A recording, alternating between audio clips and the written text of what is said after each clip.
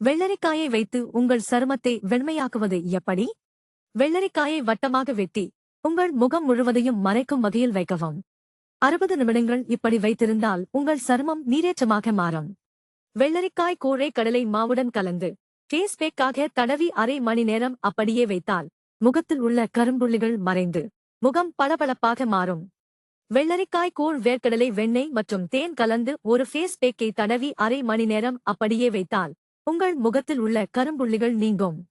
வெள்ளரிக்காய் கூழ், அரிசி மாவு மற்றும் கற்றாழை ஜெல் ஆகியவற்றை கலந்து முகத்தில் தடவி அரை மணி நேரம் அப்படியே வைத்தால் உங்கள் முகம் வெண்மையாகவும் பளபளப்பாகவும் மாறும். வெள்ளரிக்காய் கூழ், தேன் மற்றும் முல்தானி மிட்டி ஆகியவற்றை ஃபேஸ் பேக்கில் தடவி அரை மணி நேரம் அப்படியே வைத்தால் முகத்தில் உள்ள கரும்புள்ளிகள் மறைந்து முகம் பளபளப்பாக மாறும். வெள்ளரிக்காய் கூழ், தயிர் மற்றும் கடலை மாவு ஆகியவற்றை சேர்த்து ஒரு ஃபேஸ் பேக் போட்டு கழுவினால் முகத்தில் உள்ள கரும்புள்ளிகள் மறையும். வெள்ளரிக்காய் கூழை முல்தானி மிட்டி மற்றும் ரோஸ் வாட்டருடன் கலந்து ஃபேஸ் பேக்கை போட்டு அரை மணி நேரம் வைத்திருந்தால் உங்கள் முகம் பளீச் என்றாகும். வெள்ளரிக்காய் கூழுடன் கற்றாழை கூழ் கலந்து முகத்தில் மசாஜ் செய்தால் உங்கள் முகம் வெண்மையாகவும் பளபளப்பாகவும் மாறும். இந்த பதிவில் குறிப்பிட்டுள்ள தகவல்கள் மருத்துவ ஆலோசனை அல்ல, வாசகர்களின் புரிதலுக்காக மட்டுமே.